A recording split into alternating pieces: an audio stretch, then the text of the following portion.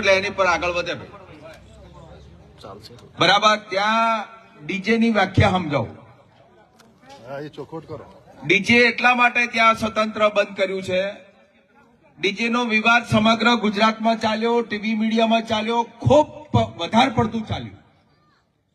એમાં અમારું બળદેવજીભાઈ, જ્ઞાનીબેન, અમે જયારે અમારા ઘેર કે બીજે ત્રીજે જયારે મળ્યા, કેશાજીભાઈ, સમગ્ર ટીમ જયારે મળી ત્યારે એક સર્વેમાં એવું આવ્યું હતું,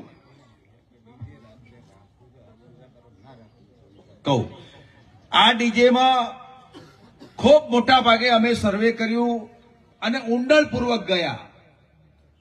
એમાંથી એક તારણ નીકળ્યું કે રાતે તમે 2 વાગ્યા સુધી ડીજે વગાડો છો। આ વાત બરાબર ને? બરોબર બરોબર। રાતે 2 વાગ્યા સુધી ડીજે પર આપણી દીકરી 2 વાગ્યા સુધી ડીજે ના તાલે નાચે છે, આપણો દીકરો ડીજે ના તાલે નાચે છે, આપણો જમૈયે ડીજે ના તાલે નાચે છે અને આપણાથી પડોશીનો દીકરો ડીજે ના તાલે 2 વાગ્યા સુધી નાચે છે। આ વાત બરાબર? બરોબર બરોબર। એમાં ઘટના એવી ઘટે છે કે રાતે કોઈક દારૂડિયો દારૂ પી, કોઈ દીકરીનો જમાઈ દારૂ પી કે બીજો ત્રીજો કોઈક દારૂ પીને બહાર પડે ની દીકરી નાચતી હોય, રાતે 1:30 વાગે એની ઓખ મળે, 4 દાડા ચેડ કોકની અંદર ભાગી જાય। બરોબર છે। આ અમારું સર્વે છે સાહેબ।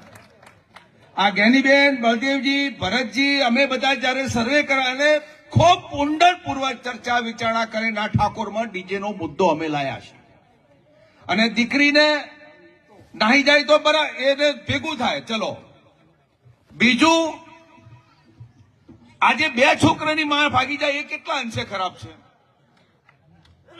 અને ક્યારે ભાગે છે કે આમાં મેં શરૂઆતમાં મારા ભાષણમાં કીધું કે તમે જે 35 નંબરનો જે મુદ્દો લાયા છો દારૂ બાબતનો, જો આટલું પડી જાય તો 18 પ્રકારનું બંધારણ પાકું, આમાં કાંઈ ઘટતું નહીં। બોલો સાહેબ, બહુ વેદના થાય છે। સવાર દાડો ઉગે એટલે પોટ ઠાકોરના ટોળા ઘેર આવીને બેસે છે કે સાહેબ અમારી દીકરી જતી રહી, અમારી દીકરાની વહુ જતી રહી, અને પોલીસ સ્ટેશન ફોન કરો। કંટાળી ગયા સાહેબ। એટલે આ બહુ જજાપતમાં પડ્યા કરતા જે શરૂઆતમાં જે બંધારણને જે વાંચન કરવામાં આવ્યું છે, કદાચ કોકને સાદું ડીજે ઘેર આવવું હોય ચોગન, વચ્ચે સાદું ડીજે મૂકીને જે પરિવાર એકલો દોડિયા રાસ રમે એવું રાખો।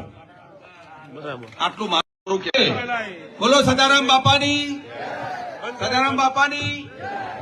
ઓમાં તમને બધાને 2 હાથ જોડીને વિનંતી કરું છું કે આપણા સમાજનો મહાપુરુષ, આપણા સમાજનો તાકાતવાળો મહાપુરુષ સંત, જેને અત્યારે એની હયાતી નથી પણ તમામે તમામ જ્ઞાતિઓને જો કોઈ નિયમ આવે ત્યાં સદારામ બાપાની જય બોલાય। અને સદારામ બાપાએ તો નામે આવડું બધું બંધારણ નક્કી થતું હોય, એમાં કોઈ ખોટા સોગન ના ખાતા। એટલા માટે બધાને કહું છું કે પોતપોતાનો જમણો હાથ આગળ કરે, અને હું જેટલું બોલાવું એટલું તમારે બોલવાનું છે। બહેનોને પણ કહું છું પોતાનો જમણો હાથ લોબો કરે, જમણો હાથ, બધે જમણો હાથ લોબો કર્યો। બોલો હું પૂજ્ય સદારામ બાપાની સાક્ષી પ્રતિજ્ઞા લઉં છું કે કોભેલ ગામે જે બંધારણ નક્કી કરવામાં આવેલ છે તે બંધારણને હું સંપૂર્ણપણે પાલન કરીશ, અને આ બંધારણને શ્રેષ્ઠ બંધારણ તરીકે એક રિવાજ, એક સમાજ ને સમર્થન આપું છું। જય સદારામ બાપુ, જય સદારામ બાપુ। એ મારા ભાઈઓ, આ બંધારણને પાળજો।